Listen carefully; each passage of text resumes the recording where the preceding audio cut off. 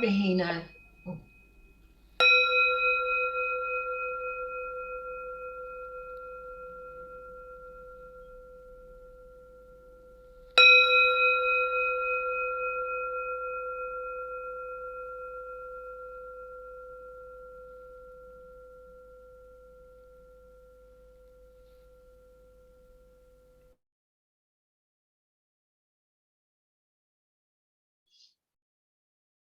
Good morning, good afternoon, good evening. So lovely to see you all today. Thank you so much for being with us and welcome to this wonderful space that is being created by all of us being gathered here today. My name is Melissa James, and on behalf of Buddhists across traditions, I would like to welcome you. This is the second year that we come together to honour Black History Month in the UK.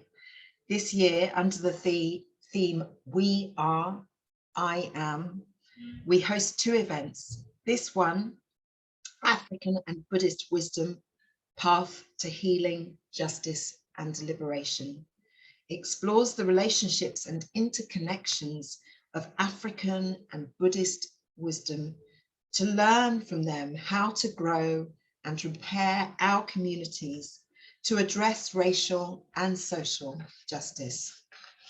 We are more than delighted to welcome our wonderful and talented speakers, British-born Vimalasara Mason-John, who now lives in Canada and is a senior teacher in the Taratna tradition, and Nolitha Tsengiwe, sorry, apologies if I don't say your name correctly, Nolitha Tsengiwe, South African director and Buddhist teacher at Dharmagiri and teacher and mentor at Spirit Rock USA. Perhaps could our two teachers just make themselves known by giving a wave so we can see where they are on our screens. Wonderful, thank you. Before we start, please let us acknowledge our ancestors, genetic and those spiritual, whose collective energy brings us here today. Our ancestors are an embodied part of us, and their energy is in their legacy all around us. As we listen to reflect deeply today on the topic, we may notice our embodied response, either attraction or not. The sharings and reflections may bring us discomfort and dis-ease, touching personal, collective views.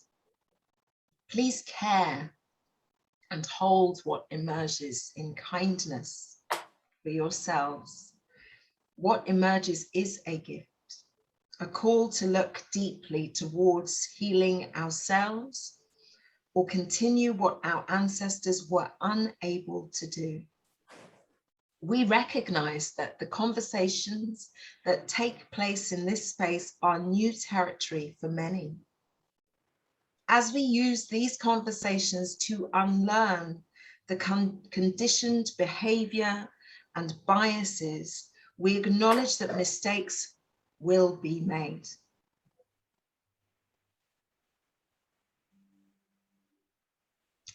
Apologies, I've lost my place in there.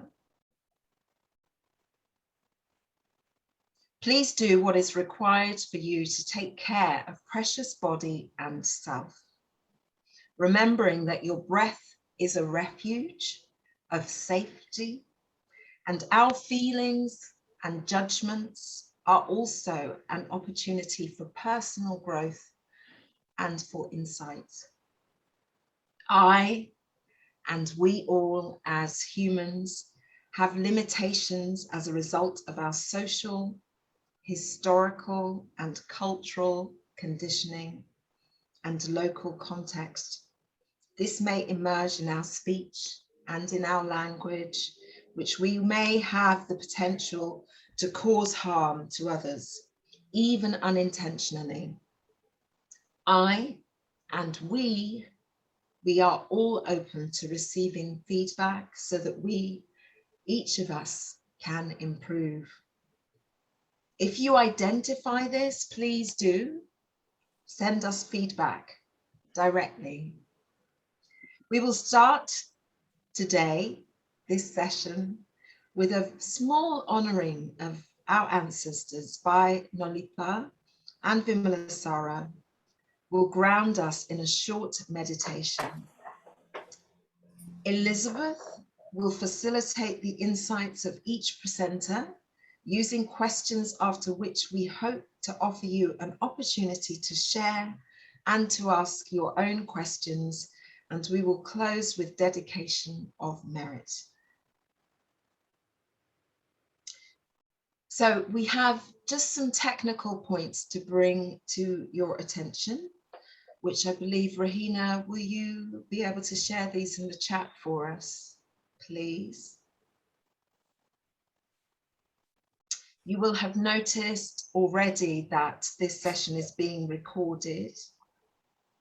Please do feel free to update your name, the part of the earth that you are on today, if you have not already, and feel free to share your pronouns if you wish to.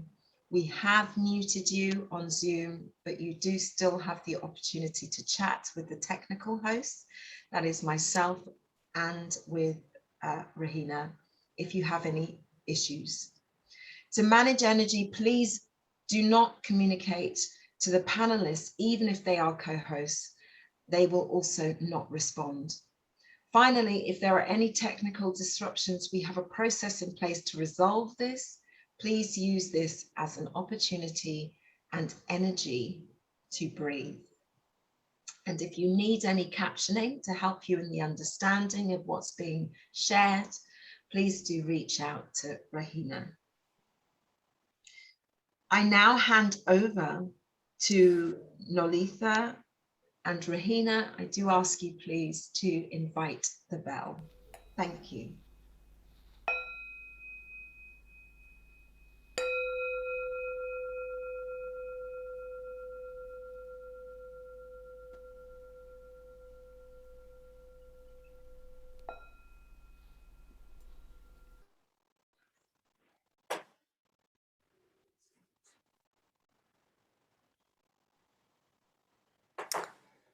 I am Nolitha, joining you from the African soil.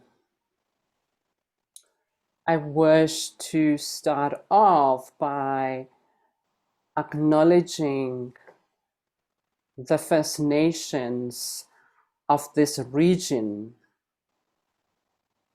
The Southern African region is the unceded land of the Khoisan people. Where I'm joining you, it's from Gauteng, and Gauteng is the unceded land of the San people. I do wish to give recognition to the ancestry, the spirits, the people of this land as stewards of this territory.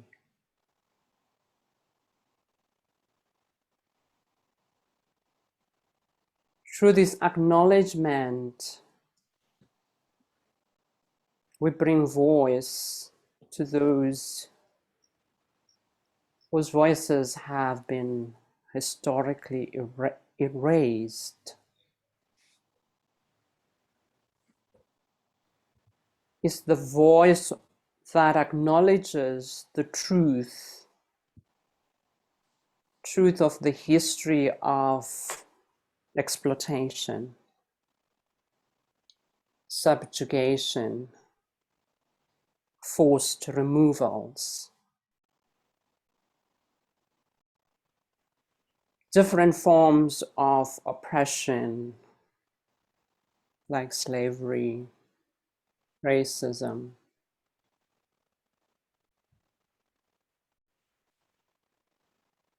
that actually continue in this day and age. They continue to be our reality. There's different forms of oppression. So I do wish to acknowledge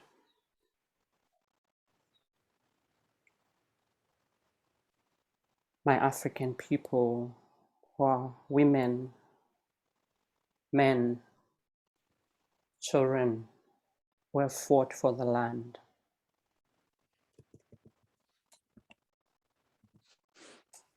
In this moment, I invite the bell as a ritual to acknowledge indigenous people of all lands.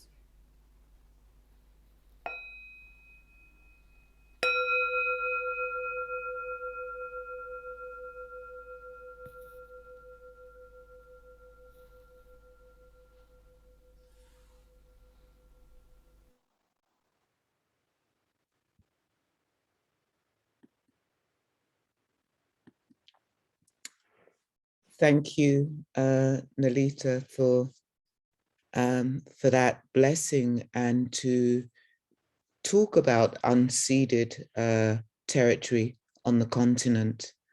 I'm actually not at home at the moment. I'm away presenting at a Black and Indigenous women's gathering of rest. And it was really, so before I give the grounding, I just want to say this, because this word unceded for me is becoming quite activating. What those of you who live in the UK most probably aren't familiar with the term unceded unless you're in North American gatherings, but you'll hear more and more we talk about being on the unceded territory, and the unceded territory means that the land wasn't legally signed away.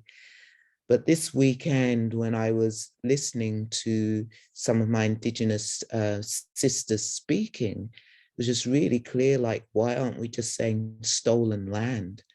And to actually say, I reside on stolen land, really goes through the heart.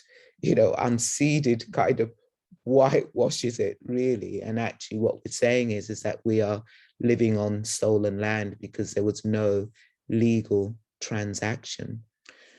And so yesterday, or the first day I was there, I introduced myself as, actually, I come from a generation of stolen people who's now living on stolen land.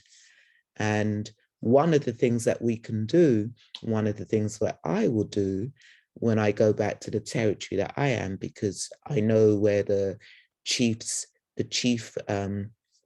people are in my Squamish Sechelt Nation, and just have permission to just ask for permission to be residing on the land.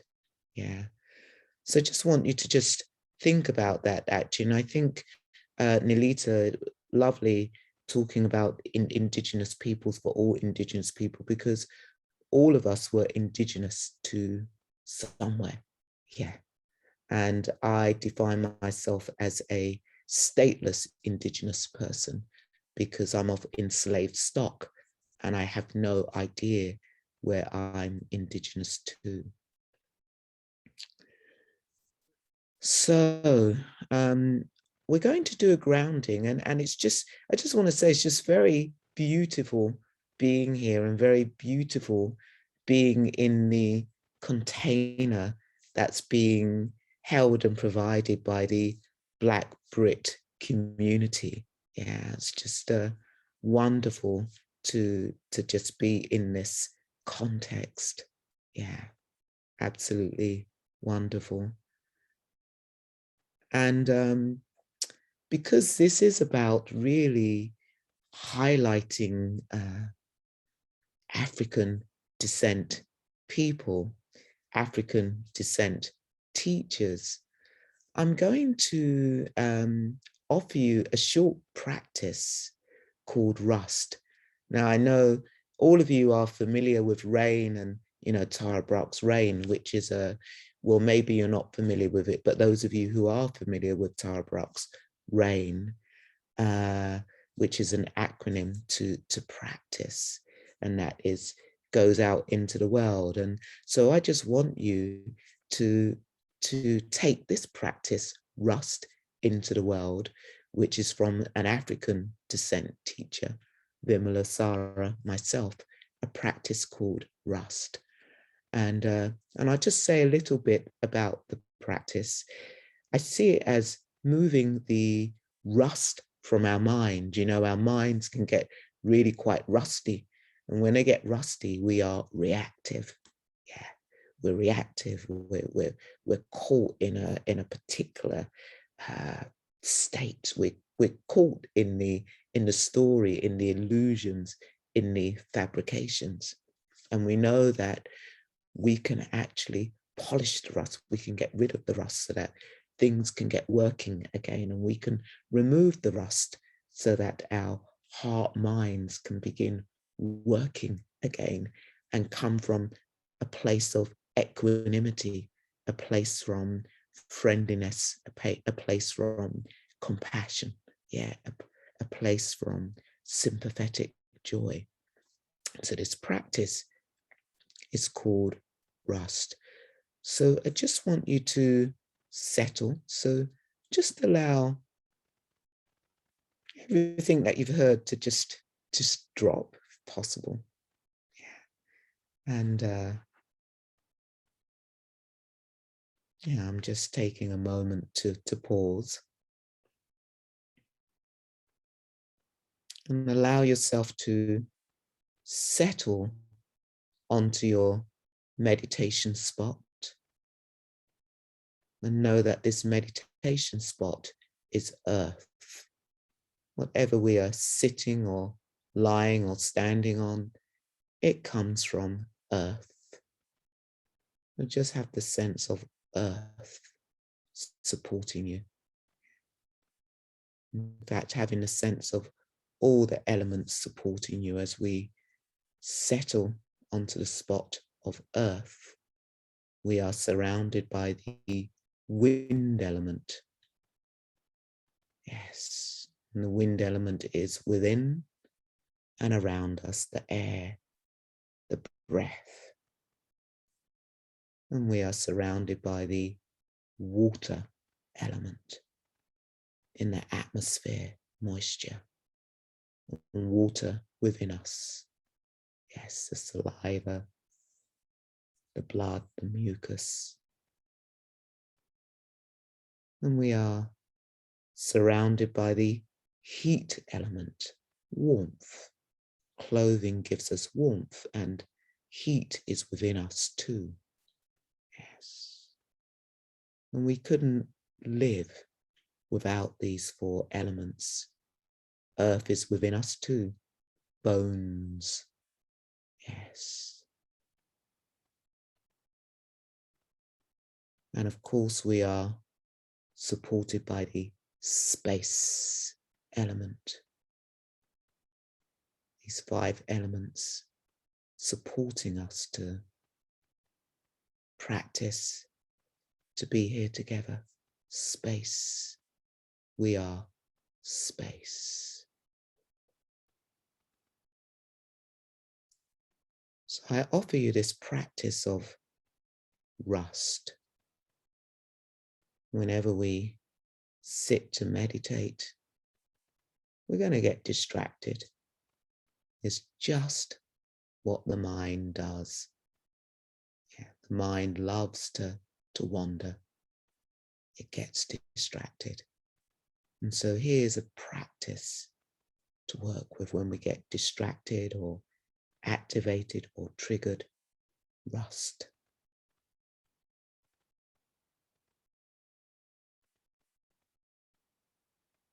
So many of you will be slightly activated now. And R stands for recognize. Recognize that you're activated, that you're triggered. Just recognizing that. And U stands for understand. Understanding that when we're activated or triggered, we're just caught in a story. That's all what's happening. Understanding that we're caught in a story which is full of judgments and perceptions.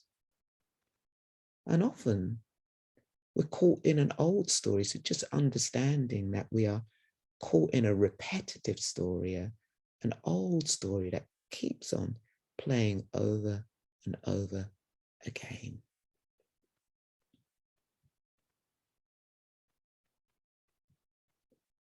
S stands for sensations. And so we can search the body for sensations. There's always going to be sensations in the body when we are activated, when we're triggered. So this is an invitation to sit with sensations, or stand with sensations, or stretch with sensations, or sway the body with sensations, move the body with sensations, perhaps even scream, shout with sensations. Yes. Often we're told, just sit with sensations and grit your teeth. And for many people, that just isn't possible. We just need to stretch with sensations, stand with sensations. When we're activated, walk with sensations to help regulate the body. Breathe with sensations. And T stands for trust. Trust this too shall pass. Yes. As we know, everything is impermanent. Trust that this too shall pass. And if we're really still caught in that story, when we get to T, trust this too shall pass, T can also stand for tell. Tell the story to relax.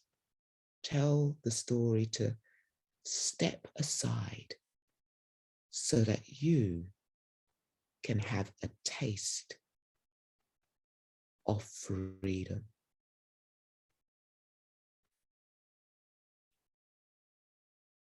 Now, with this practice, you don't have to remember the whole of Rust. When you're activated, you could just call on recognizing, I'm just activated, I'm just triggered. Okay, I need to just pause and take care of myself. Or you may just call on the you.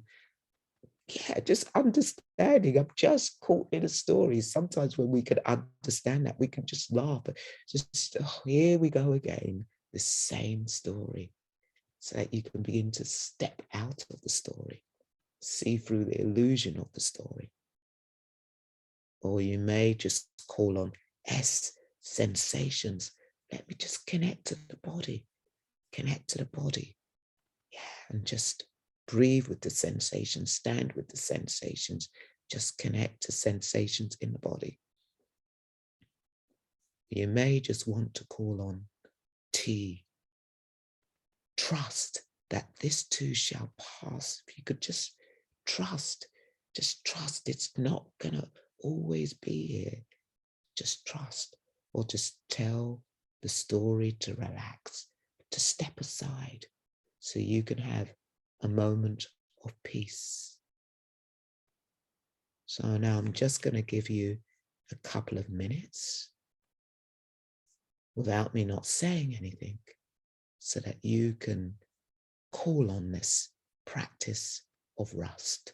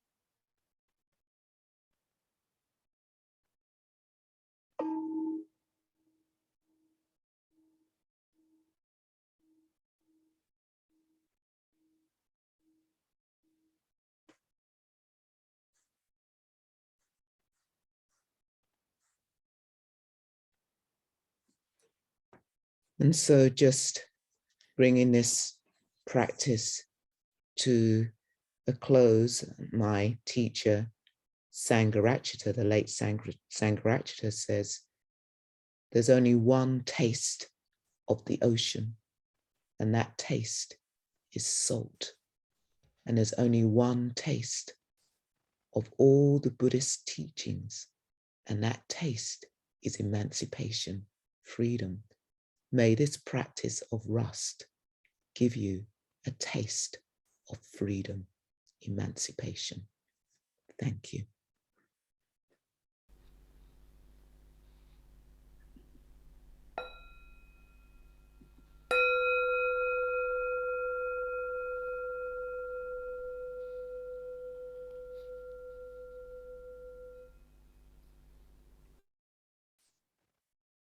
Thank you both deeply. Already I feel enriched just in the short time that we've been here gathered together. Yes, Nolitha, reminding us to respect and honor the land that we stand on, the land that might have been taken away from some of us. And Vimalasara, thank you for that offering of rust, which perhaps we can share in the chat just for those of you who might wish to call on it at another time. Yes, that taste of freedom, which we all need. I would now like to hand over to Elizabeth to facilitate the wisdom sharing and the conversation that we can now engage with. Thank you. Thank you so much. Thank you so much, everybody, for being here. And I'd like to show my appreciation as well to Buddhists across traditions for inviting me here today. It's such a precious time to be able to share this with you and two of the greatest teachers that I've known since I was invited to take up Buddhism. And yes, I've been a mitra for about a year now, and wonderful, the best decision I ever made.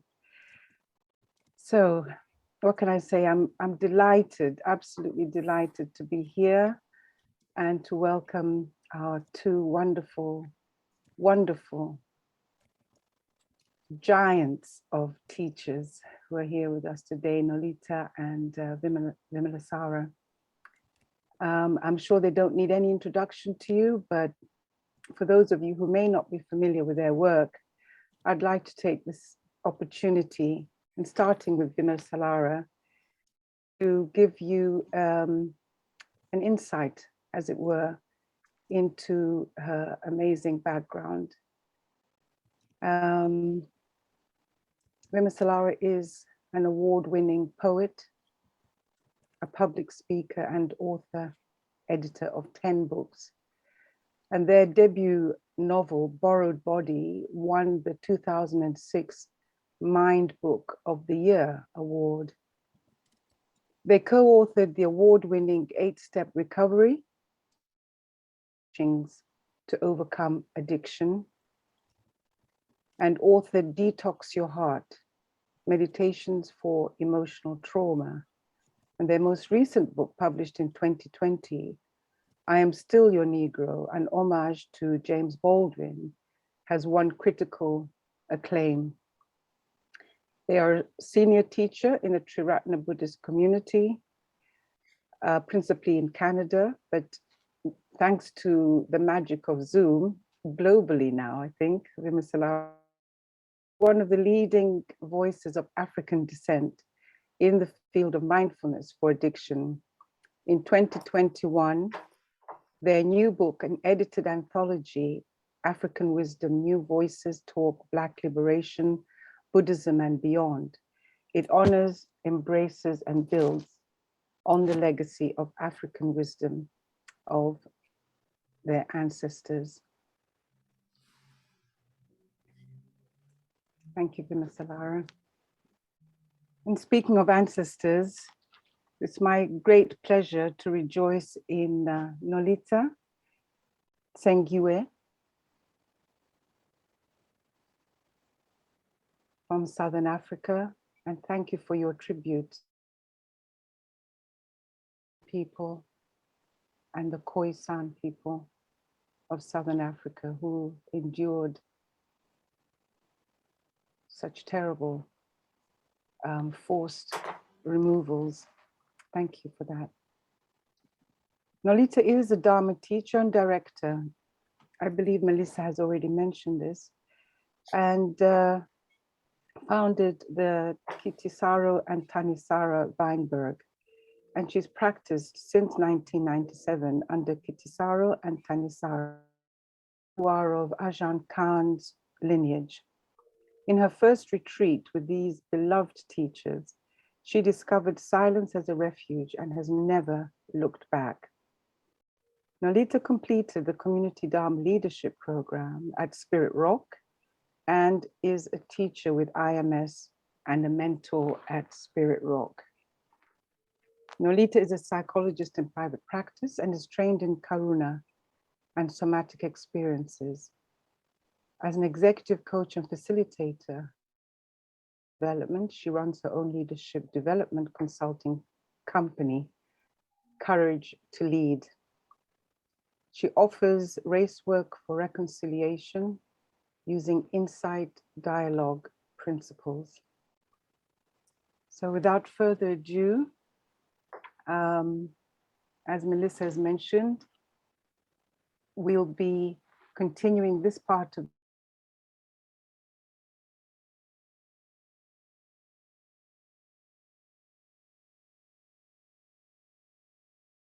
and you'll be given an opportunity to also, and if you haven't done so already, please feel free to share any questions that you may have already. If I may start with Vimalasara, could you tell me how you reconnected with your inherent African wisdom and the work that you're doing now, that wisdom? Thank you. Thank you.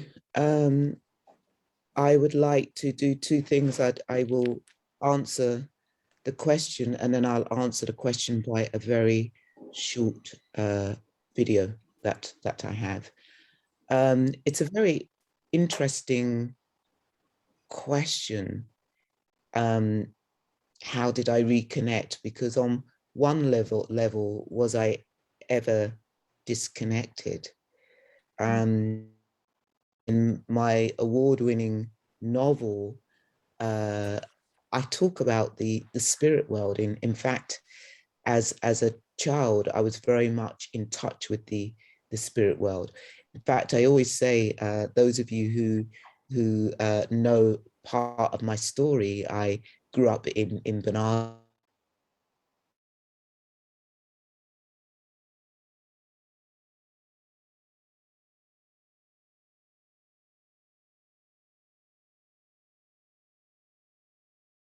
And then I remember when our house mother found the stairs, it was like, oh, there was a seance and that was going to happen. So I was doing like seances, like from a very young age. We'd have the class, we'd be doing the Ouija board, you know.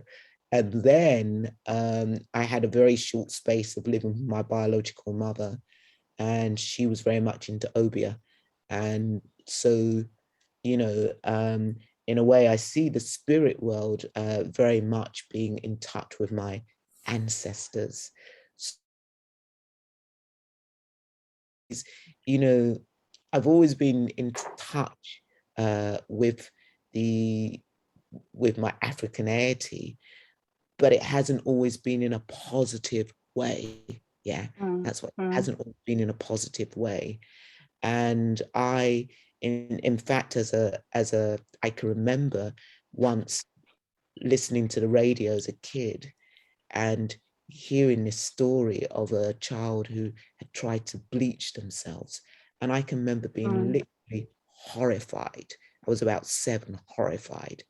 And then when I got to read my records, I, at the age of 3, was trying to bleach myself, which is why I was moved from foster homes into the Barnardos. So full circle, here I am editing this book of African wisdom. And so I just want to show this, thank you, which Elizabeth is in. So let me just share the screen. I think I can do that. Okay.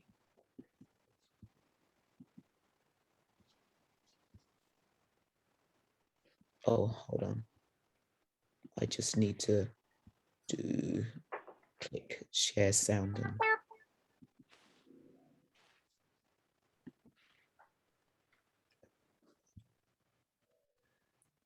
Oh.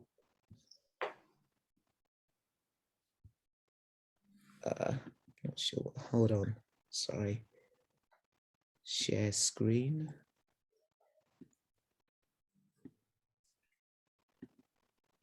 It's asking me to share your computer. Maybe I need to give you the link, Rahina, to share. Can I do that? Yes, please do that, and I will share it. I actually might even. Actually, we could. I'll put it in the chat. Perfect.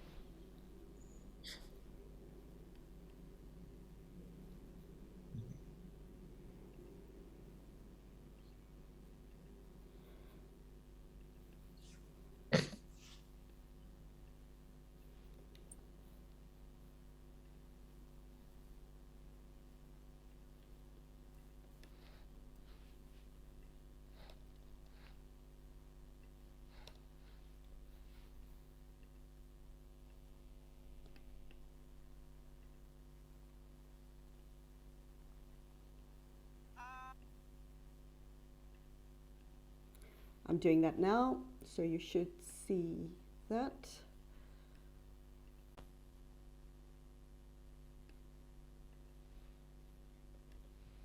Oops.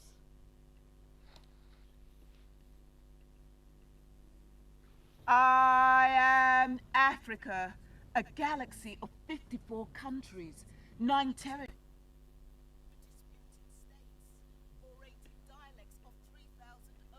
We can't hear it. Can you hear it? Dancing, singing, No. a cappella voices, Let's telling redo my... it. A galaxy of 54 countries, 9 territories, Can you make the screen big? 2 disputed states, orating dialects of 3,000 overtures. I am language literate, language articulate, laughing, drumming, dancing, singing, a cappella voices telling my story. I am Africa.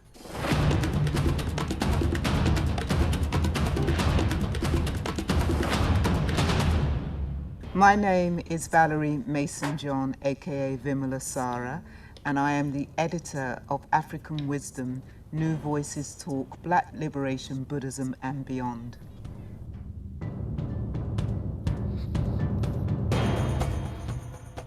The book covers Buddhism, and beyond Buddhism, it covers Christianity, it covers Islam, it covers Rastafarianism, it covers the life of Martin Luther King, Malcolm X, it covers work taking the Buddhist teachings into the prisons, it covers topics of social justice, there's a whole section on decolonizing mindfulness, Black liberation, looking at Black Lives Matter.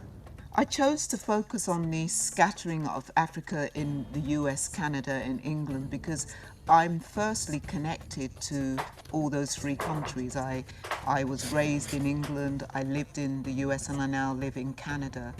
And secondly, I really see that this book is the beginning of a volume, a whole series of books looking at the African wisdom in the diaspora. I am Africa, polished by the sub-Saharan sun, blue-black, brown-black, red-black, blonde-haired, blue-eyed, swimming in my jeans, swinging in my hips.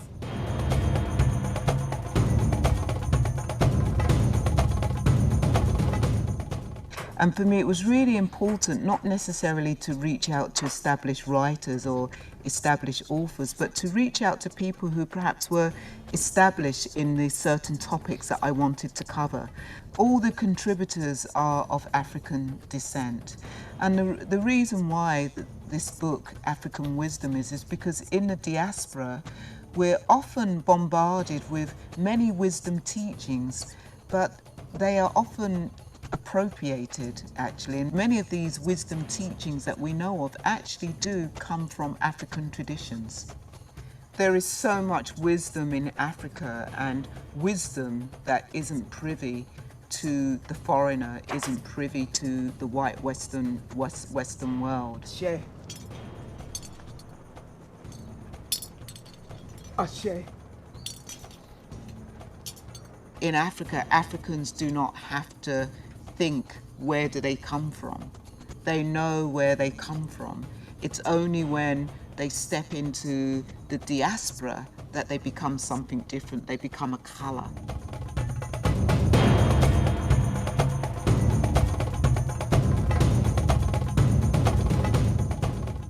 It's a gift from the 34 contributors, a gift from myself as an editor, bringing all those contributors together.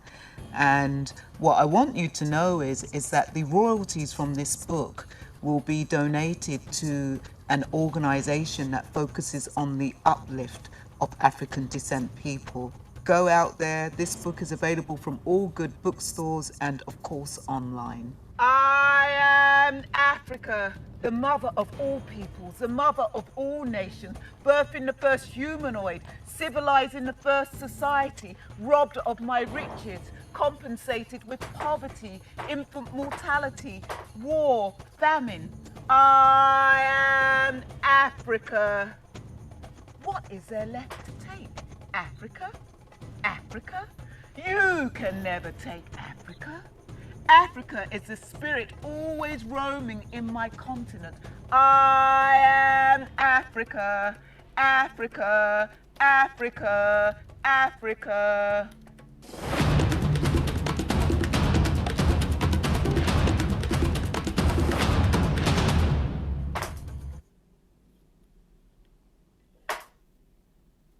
Thank you. So that's my answer.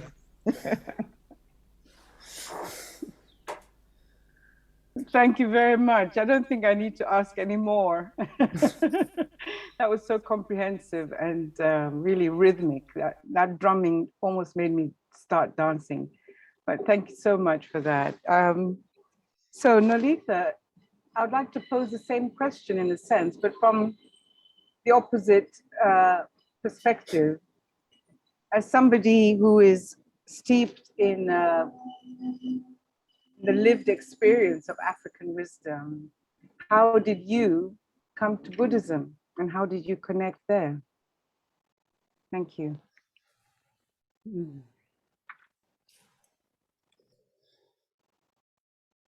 Wow, I'm just noticing so much joy from listening to the drumming and being African are not separate things. I'm sorry, Elizabeth, I'm going to digress a little bit here. A Tibetan Lama many years ago visited Zimbabwe to teach a retreat. And he's hosted by Rob Nan, a well-known Tibet teacher in South Africa. And then at the end of the retreat, he says, I will only come back to teach here if the retreat starts off with drumming and singing. What had happened there, he had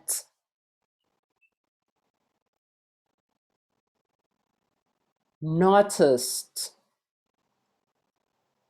he had understood the culture and what is valued.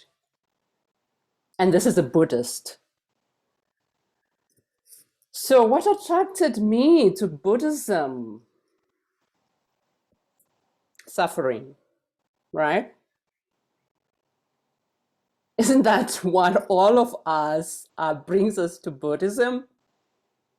Suffering. It was at a time of despair, grief, of losing a child to cot death. At a time, I was not a practicing Catholic. I was brought up Catholic. And I was already a practicing psychologist who had thought she understood the suffering of grief of her patients. But I realized I didn't have a clue of that pain. From that, I had nothing to draw from. I refused to go to therapy. I wasn't a practicing Catholic. I remember a doctor who was one of the first people who were present to support me out of that shock of that sudden loss. He suggested that I talk to a priest. I couldn't connect with that. And then somebody else said therapy. I said no. So I was just at a loss. Within that period, a colleague shared with me a magazine that covers spiritual material. They had an article on meditation. Reading that article, I realized, wow, I could breathe. There was a sense of relief. At that time, I didn't know of a Buddhist. I didn't know anybody who meditates. Like I said, I was brought up Catholic.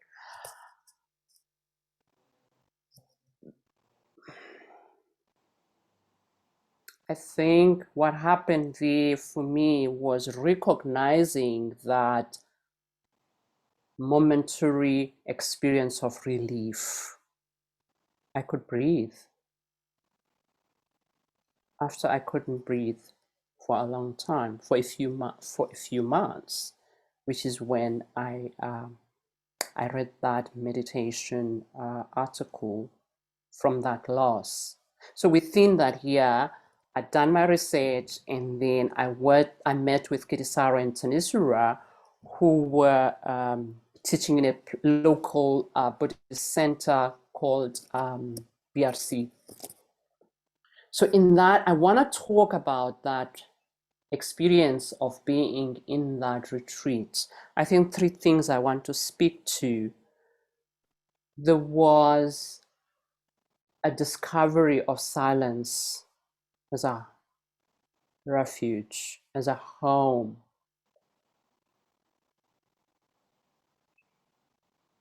It's actually only recently that I realized that I'd known that quality of silence as a child. I was brought up in an area that is almost rural, urban, but we would, every holiday, we would visit my grandparents who were living in a rural community. So we would walk miles and miles from where the bus dropped us. And then there was this landscape, so beautiful. I remember that quality of silence is what as that child I could connect to during those miles and miles of walking. So there was the discovery of silence. The second thing was that the center was imbued with the sense of what I knew as Ubuntu.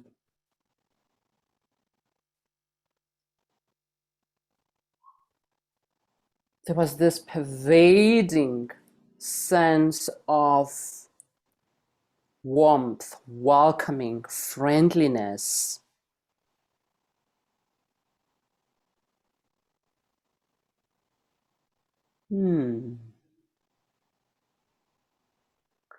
So I'd come home. That feeling of being in a space that is imbued with these heart qualities, it's something I grew up with as a child. The third thing that really just kind of like, okay, I got hooked. That's what happens with Dharma. It grows on you. So in that very retreat, two teachings that really stood out for me, they actually just pulled me out of grief, was it is the way it is now. Right? How can you argue that? When the mind is in a state of silence, that message drops into your subconscious mind. I was never the same person. Healing happened for me from that teaching. The other teaching was about I'm not okay, and that is okay. I'd never heard that before. It was an acknowledgement of suffering, and that suffering was okay. My conditioning was that run away from suffering. Run away as far as you can from suffering. Because you can't admit to not being on top of it.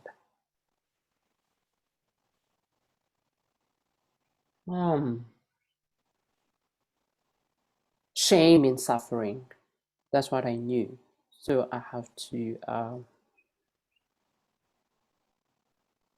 be strong. It was the first time somebody saying, yeah, it's okay to suffer. It's okay. There is suffering. Suffering was normalized for me. Suffering is the way out of suffering. There's no other way around it. So that is me in a nutshell.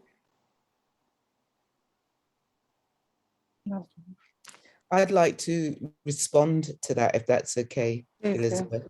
Please do. Is that okay? Go ahead. Yeah. Nolitha, you know, just as you was telling your story, I think, wow, reincarnation of Kisagotami. I mean, that's such a Kisagotami story that you tell.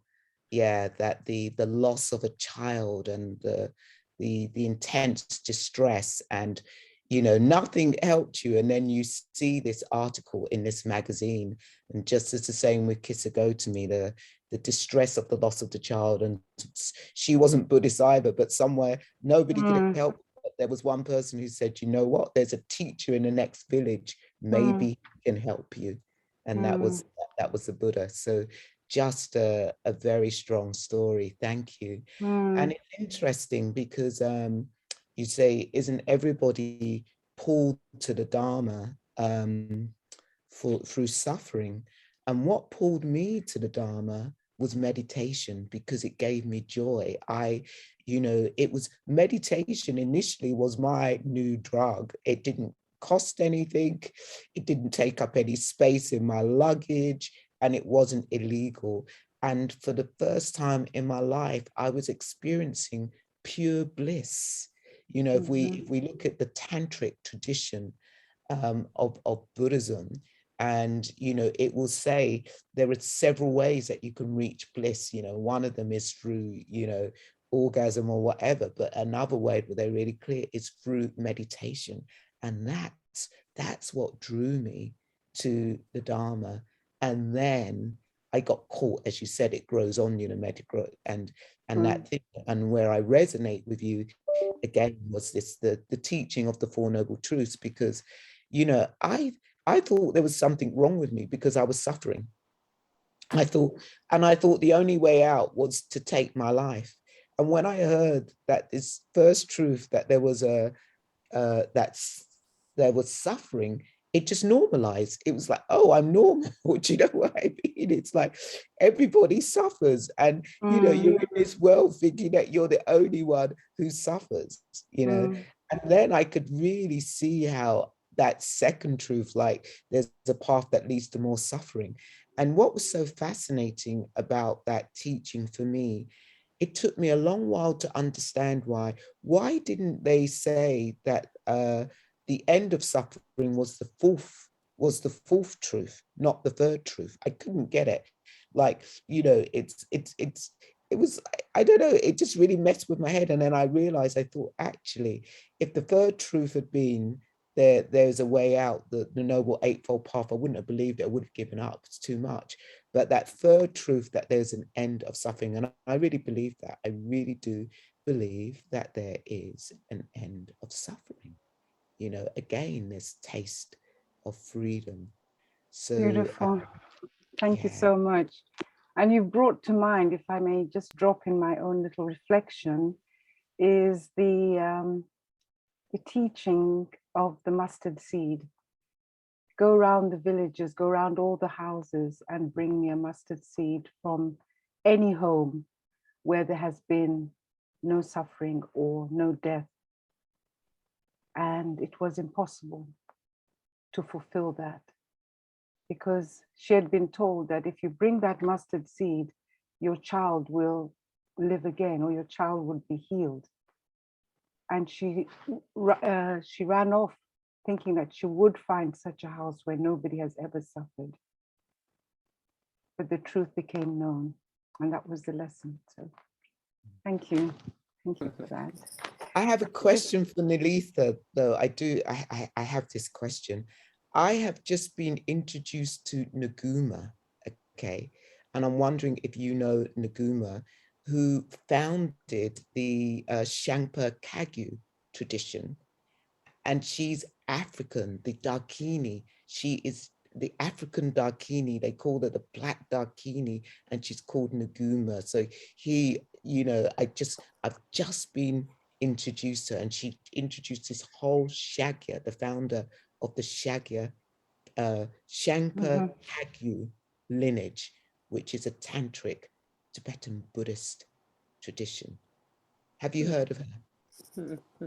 Okay. No. Thank you for Yeah. mentioning an African in relation to these teachings. I will actually follow that up, because more and more I'm curious about the crossover between Buddhism and this African indigenous knowledge and practices. So moving on, may I ask both of you, what do you see as the synergies? You've really beautifully described how you were brought to Buddhism, but how do they meld together, the synergies between African wisdom and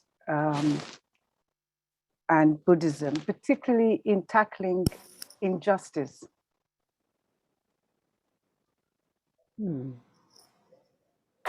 I'm happy for Vimalasara to take that question first. Thank you. Build on whatever you say. Thank you. I suppose it's a twofold question for me.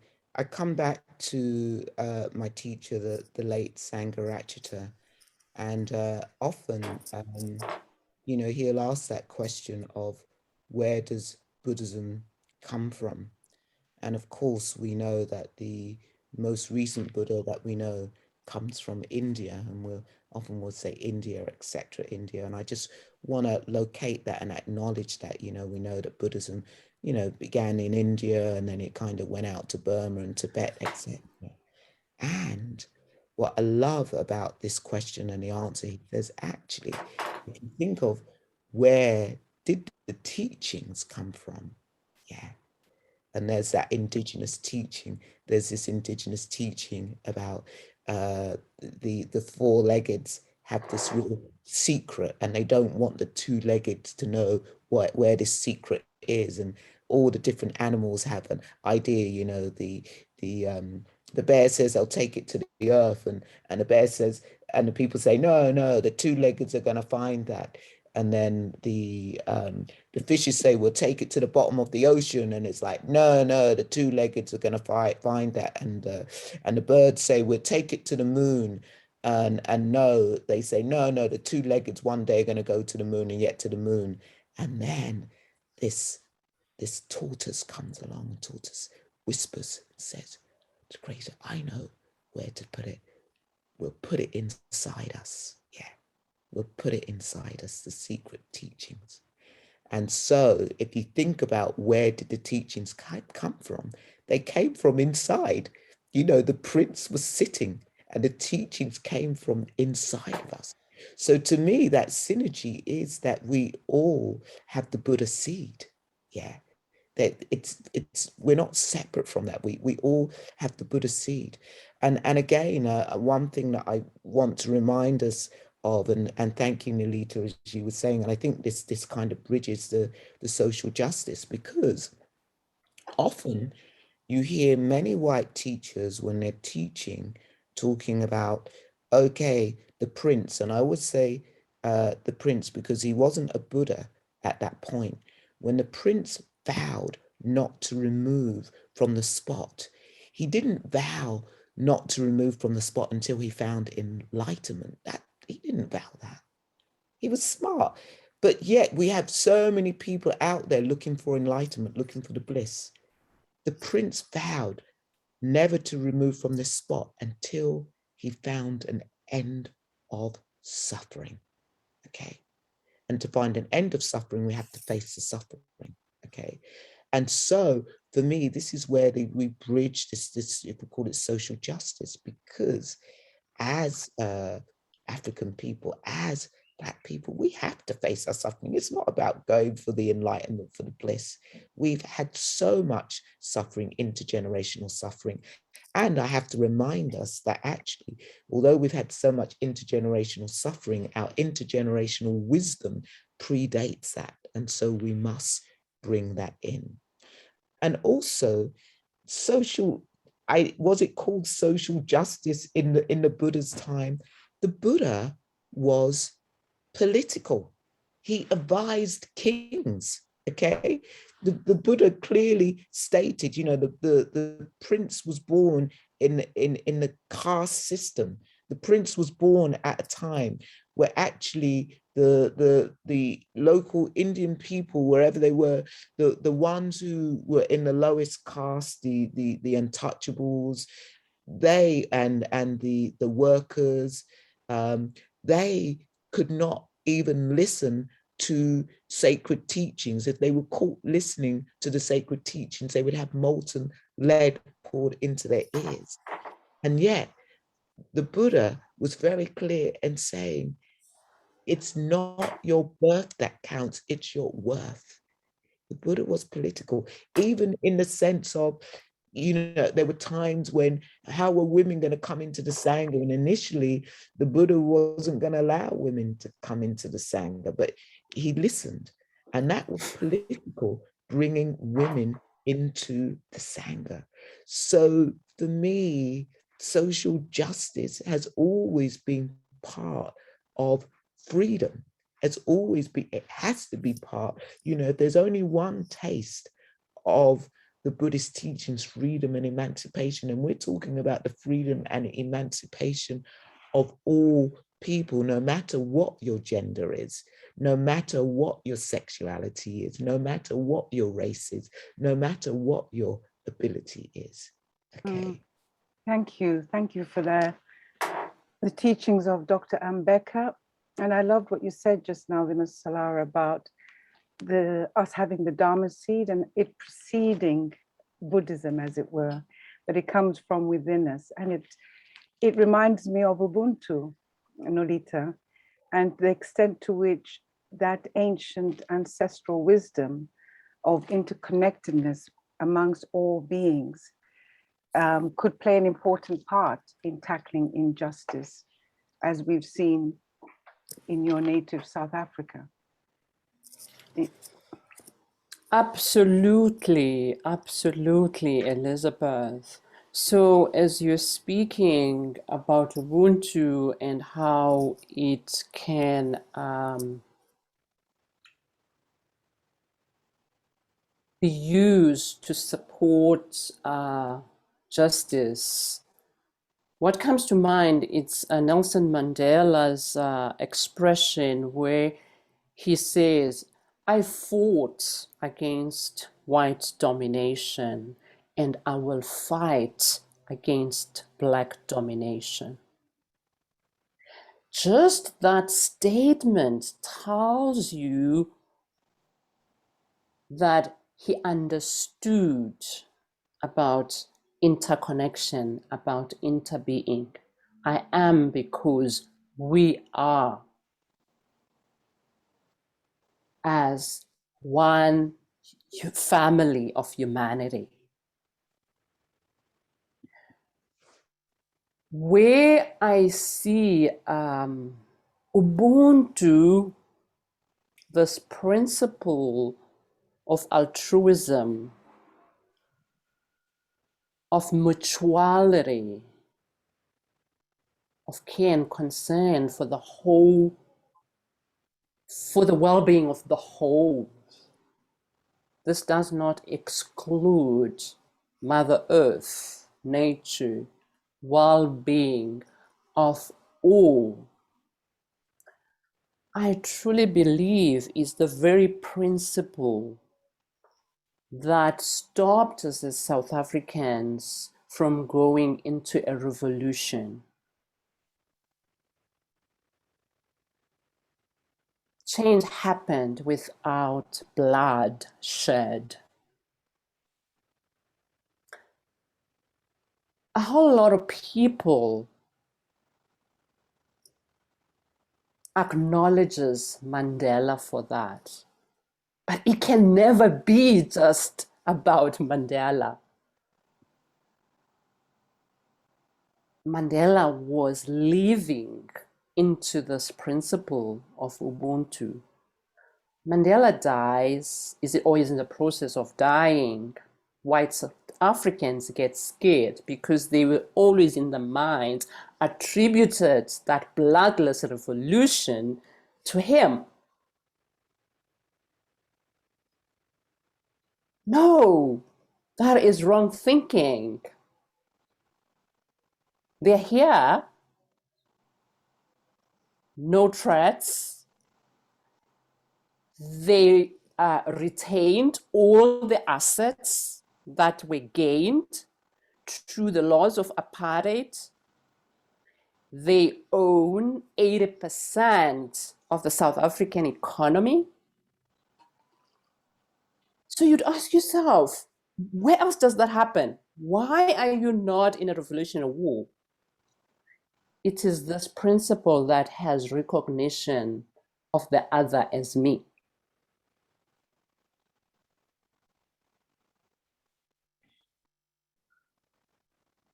You're my brother, you're my sister. How can I harm you? How can I give away my humanity? I will not do that.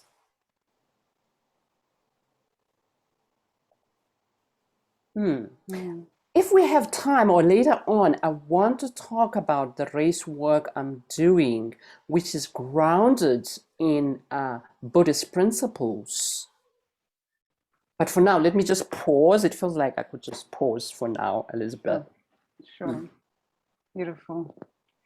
Beautiful. Thank you very much for reminding us of that. And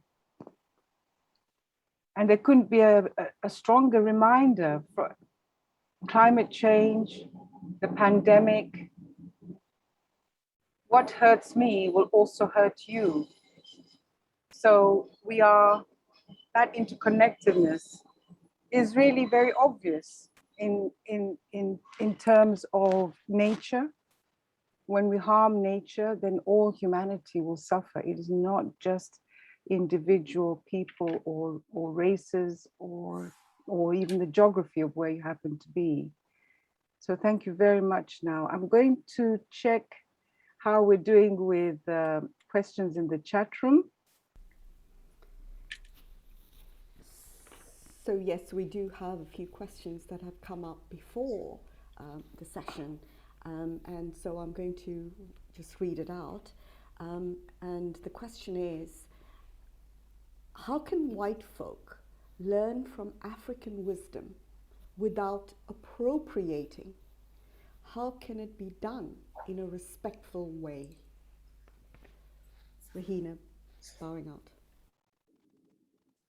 It wasn't addressed to any specific speaker, so perhaps Nolitha and Vimalasara might want to kick in.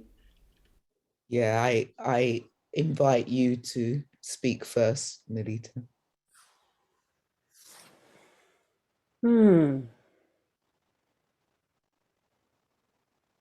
Appropriation of indigenous knowledge.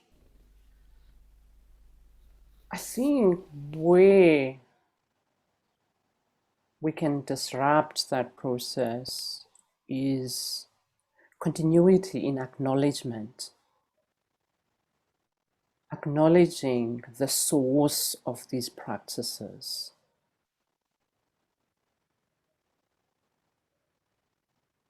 I find it so disrespectful and so hurtful when we can teach mindfulness and not acknowledge where it comes from. It didn't just fall from the sky. Asian people, Indian people, where this originates have to be acknowledged. So for me, it has a lot to do with the honesty and the truthfulness of acknowledging the source of these teachings.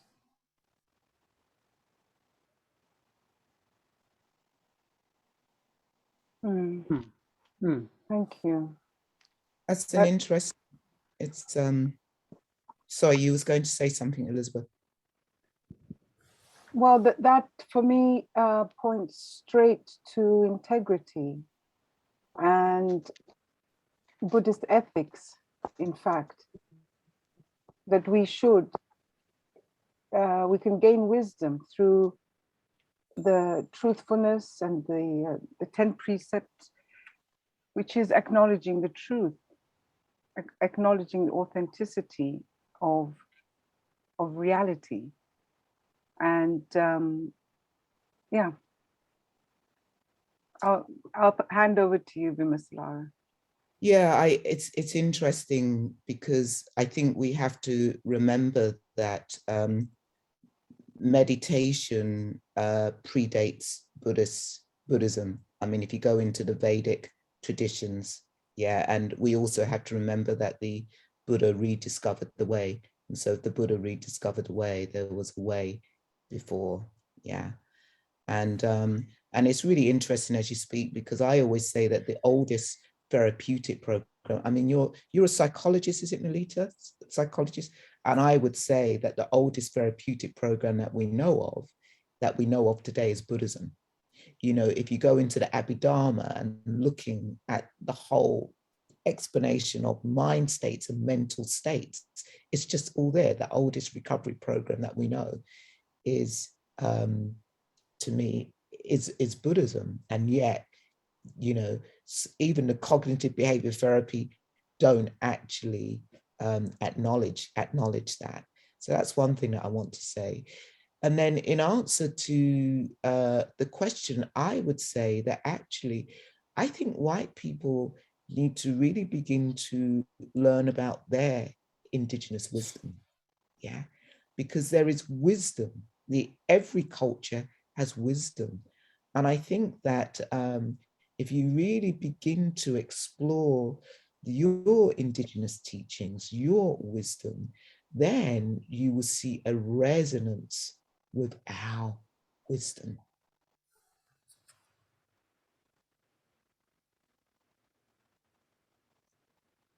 Rahina, do we have another question that was Rahina stepping transmitted? Thank you. Yes.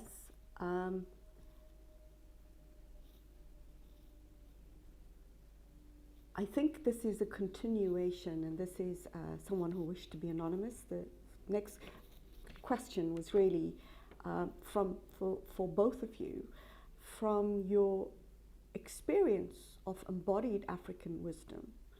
What do you think we miss when we, and I guess it's related to the appropriation question, and the question is, when we actually attend a talk or read a book and become the trainers and experts using white privilege to promote African wisdom.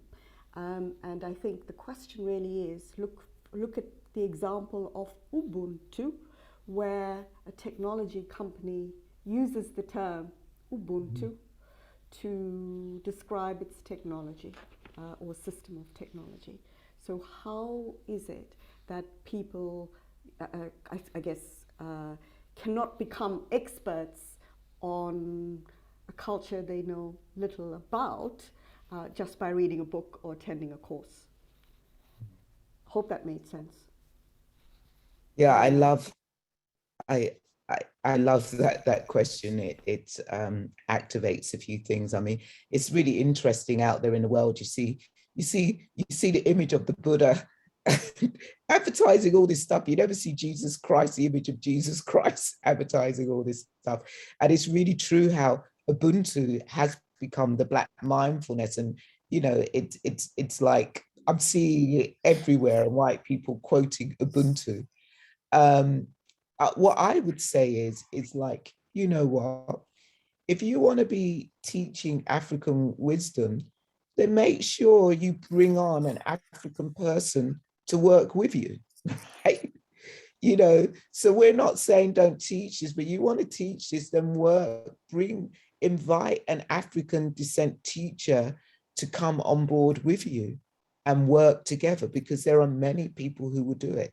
And then, you know, to me, that begins to have integrity. And there are always African teachers that you can call upon. That's what I'd say. Over to you, Nolitha. I'll just add to that by saying people need to reflect on their own value system. I think all of us have shared values that relate to fairness, to respect. So whenever you're going to use a piece of indigenous knowledge, just think about how can you be acknowledging and respectful. Then you'll know what to do.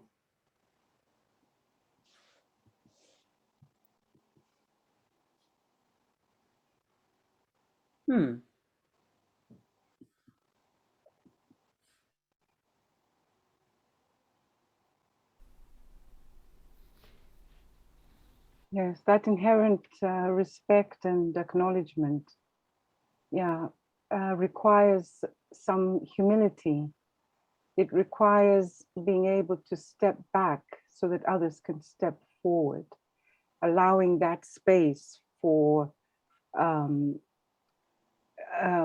other speakers, other people with that lived experience to be able to share their own knowledge and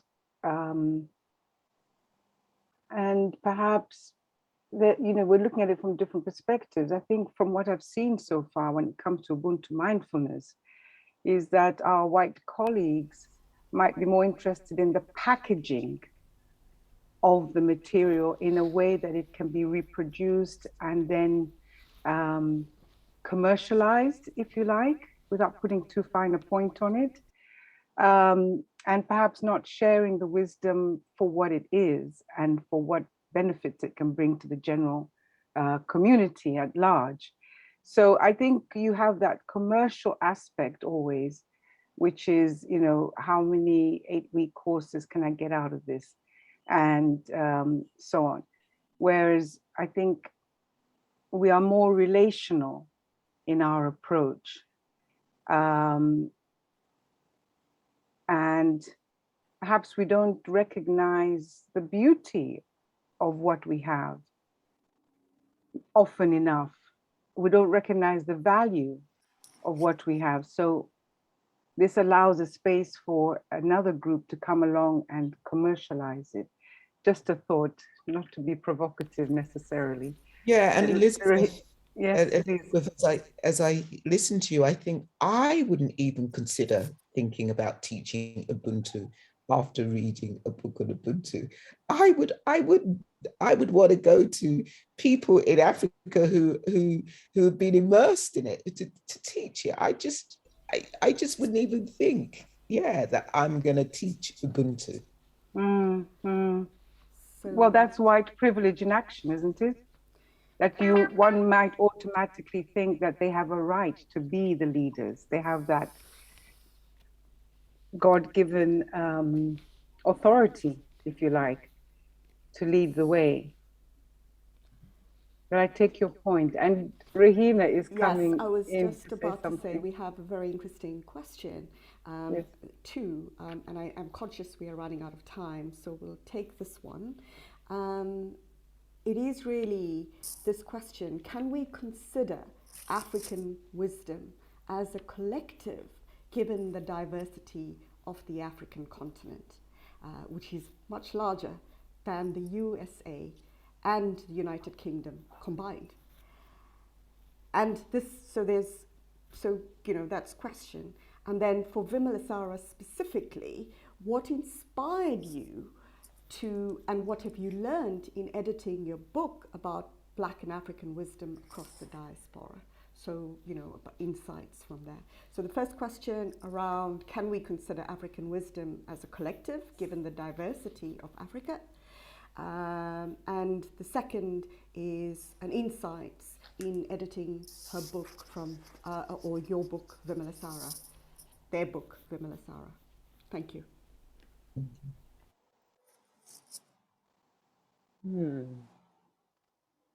Repeat the question, Rahina. So the question is, can we consider African wisdom as often there's so much diversity in Africa, can we really consider any thread of African wisdom as a collective, given the diversity? So I guess it's really asking, are there common themes? Is there commonality of what is considered African wisdom? Can we even call something African wisdom? And then the part for Vimalasara is the insights she's gleaned from editing and writing the book. All right, I think Vimalasara, you have done research on this topic of what is African wisdom. So I'm going to give you opportunity to respond to both questions. If that's okay, That's fine, but I'll give you the final word. You'll have the final word on this. Of course, I mean, the continent isn't a homogeneous continent. If we think of, if you look at the experience of South Africa, and then you look at the experience of the rest of Africa, completely different experiences, African peoples, what we've been through. So of course, the wisdom, it's going to be different. But then again, I suppose the root of wisdom, the wisdom is within us, that somewhere that wisdom takes us to the same place, to the same destination, if there is a destination. And I also want to remember that African wisdom is in the diaspora as well. This is the thing. I think it's so easy to think, well, African wisdom, we go back to Africa, it's all there. That we in the diaspora have wisdom. You got to have wisdom to survive this brutal world, this world that still continues to kill Black and brown bodies. Yeah. You got to have wisdom to be able to survive the microaggressions, the macroaggressions. Yeah. And so again, African wisdom, what is African wisdom? You again, it's almost as if we want to pin it down, and you cannot pin it down. What I will say to you is that you always know when you are around wisdom. You will always know if you are receptive to it. Yeah. And so what made me, what actually inspired me to edit this book, I had the privilege. Nolitha, you were there, weren't you, there at the Black Buddhist Dharma Teachers gathering? No, I wasn't. Are you at Spirit Rock? We I had remember. just before the pandemic, there was over perhaps 90 African descent Dharma teachers and African descent scholars. Okay, and it was the second big gathering, and it was much bigger. The first one was much smaller, so this big gathering, and then we were graced with the presence of Alice Walker and Angela Davis and Jan Willis. And we had a week together, and then at the weekend we mushroomed to about 300-400 African descent people, so people who were interested in Buddhism. And it was at that conference where I was inspired. Yeah, I was inspired by some of the teachings. Two of the chapters in the book which really inspired me was Justin Miles, The Sadhana of the Melanin, and you have to read it. It was such a strong, he delivered it there, and I just thought, wow, this needs to be documented.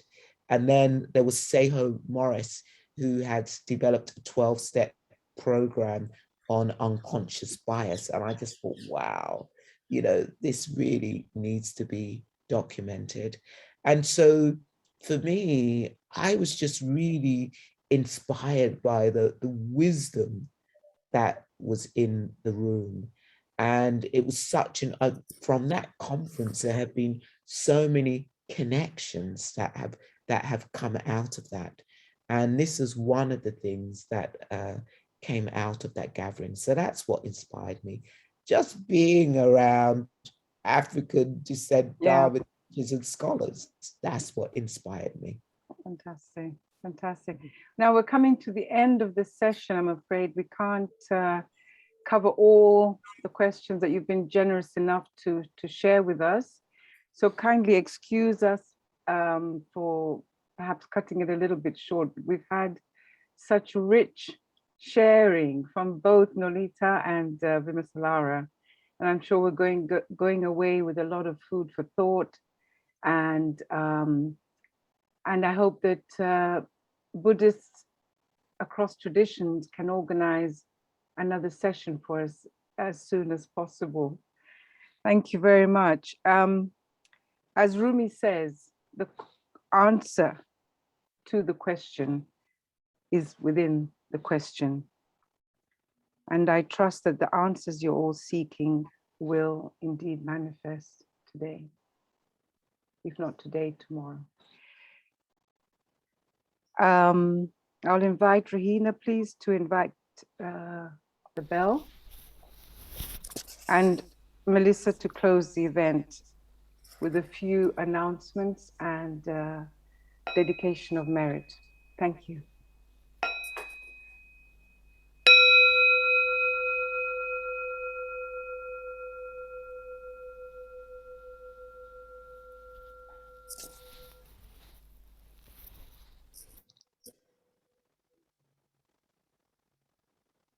Dear friends, thank you. And thank you very much to our special guest speakers, Vimalasara and Nolitha. I have gained so much from being in your company today. Thank you both for sharing with us this afternoon, this morning, this evening, whichever time zone we might be in. And some of the references to books and speakers Any of these will be noted in the follow-up email that will come along to you after this session. So a deep bow of gratitude again to both of our speakers, but also to you all for being a part of this space and taking the time out of your day to join in these really important, rich conversations. Peace to you all, peace to us all. Our next event for Black History Month is We Are, I Am, Children of the Earth, on 31st of October, and is the start of the COP26, which brings together to accelerate action towards the goals of the Paris Agreement and the UN Framework Convention on Climate Change. Many BIPOC activists, especially from global South countries most impacted by climate change, will be unable to attend. We come together with spiritual leaders Baba Mandaza, Nabantu, Polutu, and Valerie Brown to honor the earth and hear from activists from the global South.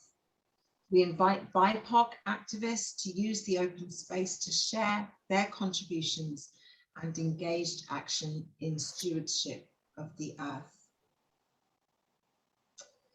So Rahina has posted, or she will be posting, details of that so that you can know how to join, and I'm sure that that will also follow up in the email as well, so that you can easily access the details and click on to be able to join.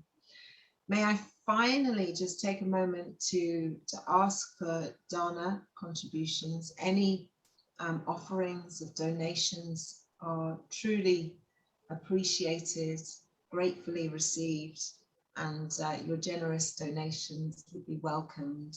All donations coming from this event go directly to Nolitha and to Vimalasara, so please do give generously. It is for them that we are here. BAT supports operational expenses through volunteer personal funds. So the PayPal details are now posted in the chat. And again, these will be shared as well in the follow-up email.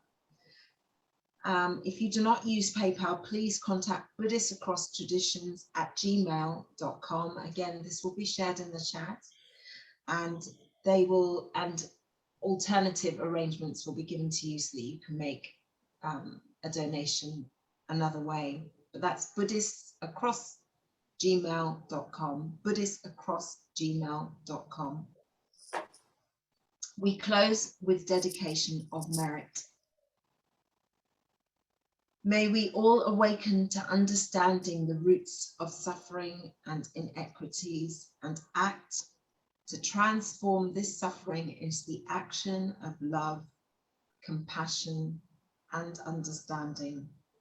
May the wisdom of the noble eightfold path of right thought, right speech, rich action, right mindfulness, and right insight lead us into healing ourselves and the world.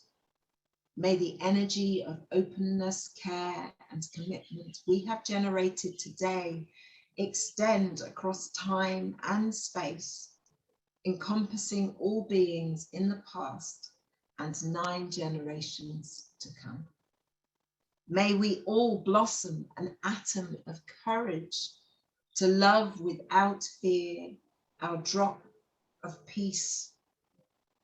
To love without fear, hold the suffering of the world and the wisdom to see the humanity in the other. May our drop of peace encompass the world so that all beings can live in harmony with one another on this precious earth. I now ask Rahina, please, to invite the bell, and we, in African custom, play out with some music. Enjoy, and please do also feel free to share your thoughts and any comments in the chat as we leave. Go well and in love and peace all. Thank you.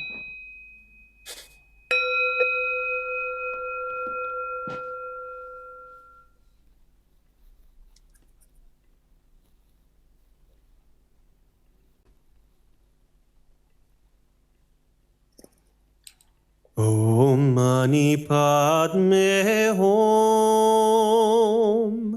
Om Mani Padme Hum. The vocals of the teachings I Om Mani Padme Hum.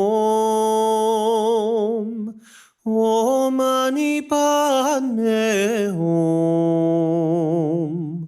Om Mani Padme Hum. Om Mani Padme Hum. homage to the jewel that's within the lotus. I sit still and I begin to focus. I know the feeling when you feeling hopeless.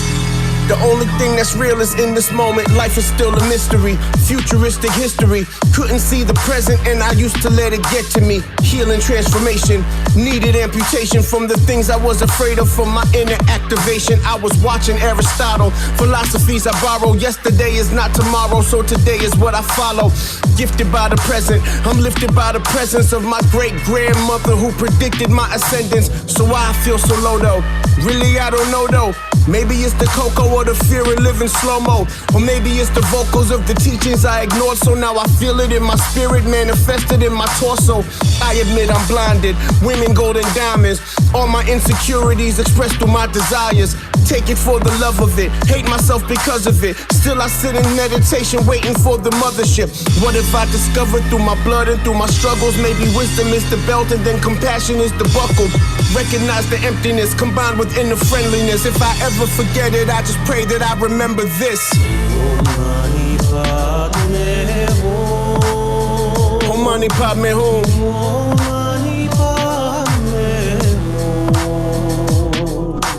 The answer is the question is the answer. Love and understanding represented by the mantra.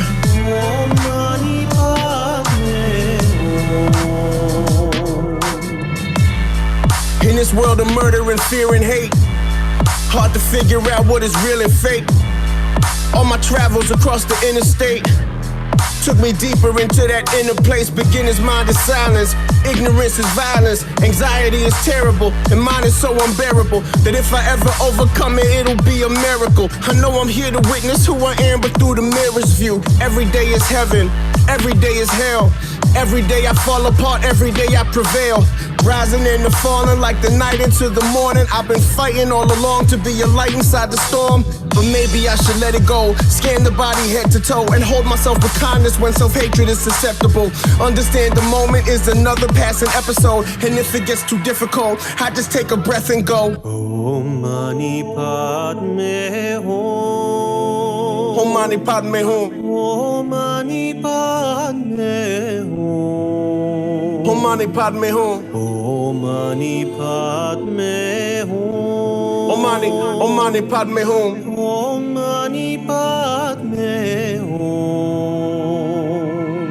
The answer is the question is the answer. Love and understanding represented by the mantra. Om Mani Padme Hum. The answer is the question is the answer. Love and understanding represented by the mantra. Om Mani Padme Hum. Om Mani Padme Hum. Om Mani Padme Hum.